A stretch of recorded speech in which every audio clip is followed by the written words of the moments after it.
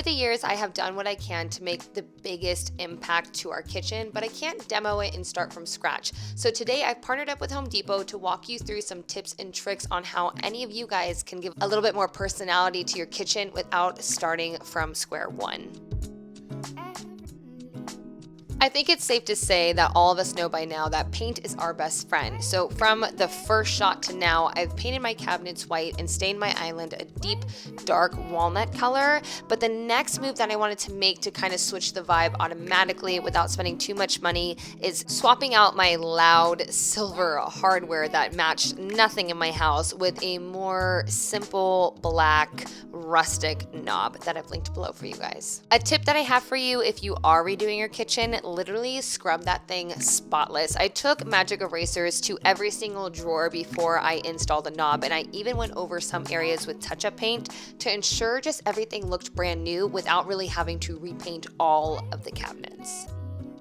My next step to redoing this kitchen was replacing the appliances that I needed to, which definitely was this microwave. Since it's been broken for 2 years, I decided to remove that and consolidate our double oven, which one of the ovens was broken, to an oven microwave combo. So with that being said, I transformed this into a styling moment because this will just only make it seem like I have my life together, since this will always look the same and always be clean and decorated. Since I'm not switching a lot in my kitchen besides the appliances and hardware, I decided to also swap out my lighting. Even though it is gorgeous, I wanted to open up the space more. So I purchased some light fixtures that you can actually see through, so it doesn't really like block off an area of space and just makes the room look taller than it already is. Speaking of appliances, this dishwasher has been broken for about 4 years, and I decided to kind of splurge and get a dishwasher and an ice maker. And the reason I'm getting an ice maker is because we host a ton of events. I have a ton of family. There was literally 47 people over for Thanksgiving, so this is a necessity. I linked all of the appliances that I've upgraded to down below, but this is GE's freestanding 15-inch ice maker, and it actually holds 26 pounds of ice. It makes up to 65 pounds of ice a day, so it's perfect for my hosting needs, which is why I styled a miniature bar on top of it for all of our mixed cocktails that need ice. Once I created this moment above the ice maker, I'm not gonna lie, I was so inspired and wanted to carry that theme throughout the rest of my kitchen. So the next little DIY station that I did was a DIY coffee bar that Paul and I use every single morning, and honestly it's such an awesome moment for holiday parties when you want to do like a coffee and tea bar. It's kind of just like ready to go for you. You just got to swap out a couple of things. Let's be honest here, a lot of people freak out when I share these makeovers, and that's because they think, oh my gosh, why'd you get rid of the double oven? What's happening? What's going on in your family? Your girl doesn't cook. We don't use it that much. One of them was broken, so I just consolidated and made more space for styling and hosting because that's what I do all the time.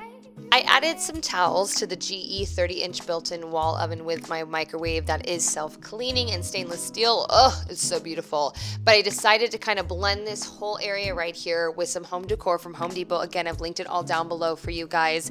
And really make this a cozy, inviting, welcoming kitchen by adding just warm tones, woods, and natural elements.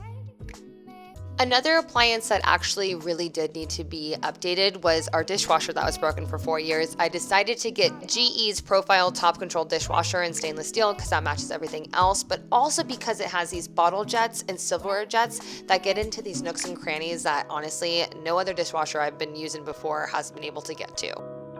Everybody's taste and everybody's family's needs are going to be different, but this is what works for my household and honestly what I can do within this time frame. I can't demo the cabinets, I can't add the marble slabs. It's just honestly not in the plans right now. So you might not walk away with like, oh, this is my style, but I really hope you walk away with, I can make these changes in my own way to make my space work for me. That is what is most important. Updating my appliances and focusing on decor were my two main priorities during this flip. And don't you think I forgot about Callie. I added a little DIY dog bar to the right of our stove because duh. Anyways, back to the reality of the situation in my kitchen. It was lacking luster, it was lacking personality. All you have to do is spend a little extra time, listen to your gut, and decorate to what you feel. And I promise you, you'll be so pumped on the outcome.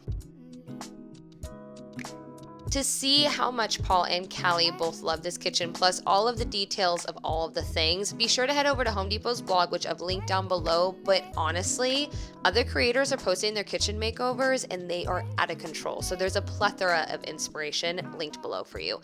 Thank you again to Home Depot. I'll catch you on the next tutorial for another DIY. See you soon.